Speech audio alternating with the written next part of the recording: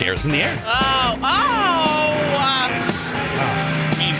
Now that people are flying again. Yeah. Right? Good. Scares in the air, chaos in the sky. Back in the day, we used to talk about passengers going into the lavatory while they were drunk and smearing their doo-doo all over the walls for some reason. We would have pilots that were drunk and had to be removed from the cockpits.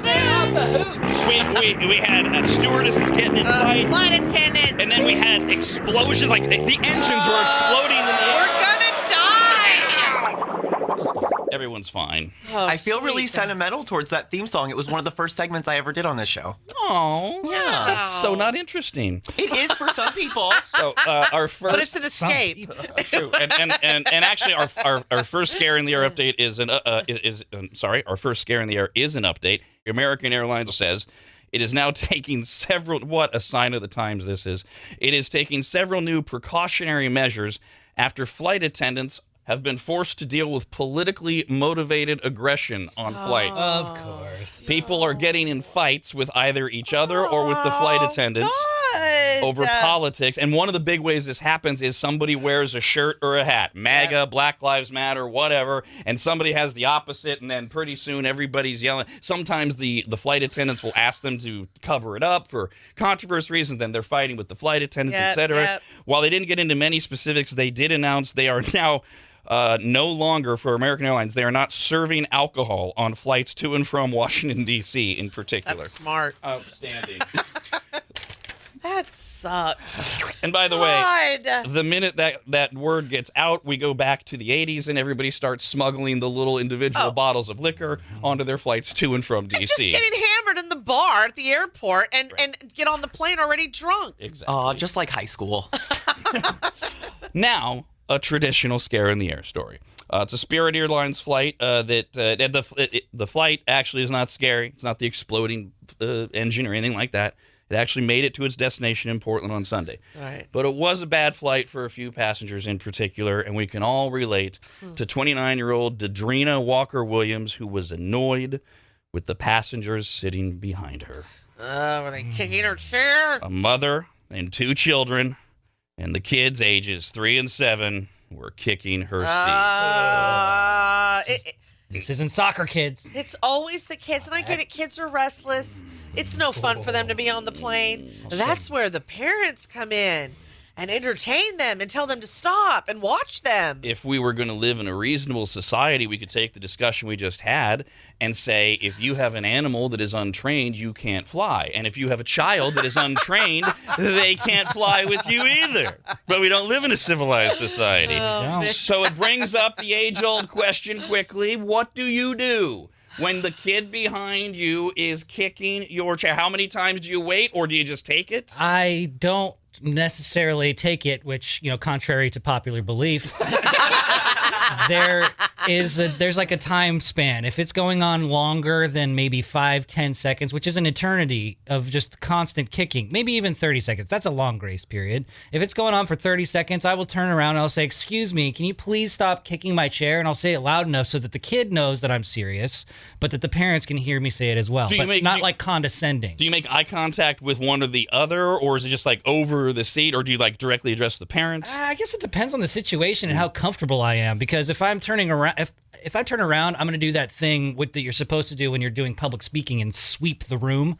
So I'll make sure that each and every one of them sees my eye contact. My worst scenario was always the when you're describing the figuring out when is you feel the kick and oh God, and then then there's nothing, and then 2-3 minutes kick.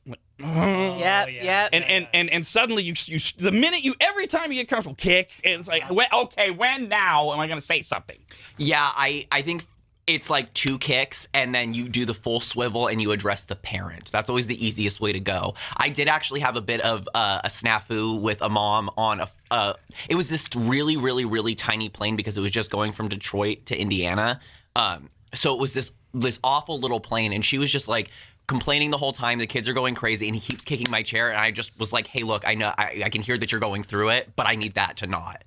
And did and she was cool about it to me, but she was like annoyed. Because that's always the next question is how they respond. Well, She was annoyed that I said something, but she wasn't gonna say anything back. Yeah, and I'm the same. Like I'm gonna only look at the parent. Yeah. Because I've just learned over time with all my friends that are parents and then their experience with parents, and just if you're ever around parents, you just don't know what you're gonna get. And there are some that even though they know their child's acting out, they do not want a stranger saying anything to their kid. Yeah. So I just find it safe to just address the parent. And more times than not, when I've had that happen, they're like, oh my gosh, I'm so sorry. How did I not notice that? Yeah. So what happens when that isn't the reaction, which is what happened to 29-year-old Daedrina, at least according to her. She did ask the mother to keep her kids from kicking her seat, and she said she was just ignored. She was like totally blown off. Oh. So then, I mean, a flight attendant, if it's that bad, is that got to be, if you've talked to the adult. Now it's mood based. What mood am I in? Because I'm going to sit there and go, am I in the mood for this to go on and on and on? Because it could.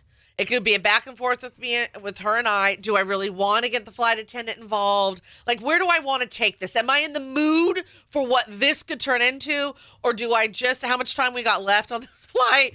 Do I just take this kicking? You know, what is going to be more worth it to me is so mood based. Because sometimes I'm really in the mood for a fight. And sometimes I'm just not. I'm in the mood to be kicked around. And if you're in the mood for a fight, do you have the ability to think about how far this is going to go or what it could turn into? That's the problem. If I'm in the mood for a fight, you don't think ahead 10 steps. You just go in for the fight.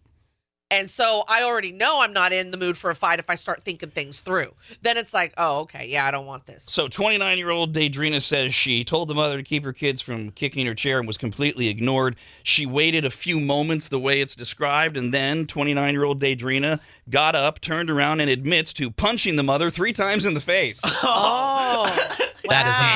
amazing. Now, that's not the kind of fight I was thinking. I was verbal. thinking, yeah, exactly, verbal fighting. Well, the problem with verbal fighting is it can turn into physical fighting. It can. But Daedrina just skipped those steps. And remember, she's the quote-unquote kicking victim. I gotta tell you, She punches the mother 3 times in the face. she shouldn't do that. Wow, there's a strong statement. But I can understand that anger of just being completely ignored. You politely asked, and the mother just acts like you don't exist. Bam in the face. You know, I kind of agree with the kicker. What was her name? Shalina? She's the kicky. She's the victim. That's Daedrina. Yes. Daedrina. Well, if you get ignored and you're being that bad of a parent, I mean, you kind of deserve to get punched in the face. I'm Yeah, just saying. yeah. That won't hold up in court when you're charged with assault. Yeah, I don't like the physical blows. However, there have been some moments with like some very arrogant, like, okay, your kids are disrupting everything right now. And like, look, if letting someone finish inside of you makes you special and you don't have to adhere to rules, then I'd be the Queen of Sheba and I'd have diplomatic immunity. Fact of the matter is that you don't, like, you have extra responsibility now. You don't get to just be like, well, they're kids, let them go. Since almost everyone has traveled at some point, and even if you haven't traveled, we can all relate to the anger. Everybody. Absolutely. Especially if it's true that she was literally ignored. Yes. But you can't turn around and punch the woman 3 times. No, in the face. because in that moment, In front of her kids, remember. That's the thing. If the kids weren't there, Oh, then you can punch her. Oh, sure. Yeah, that's how the law works, too. No, you just say, let's take this outside mid-flight.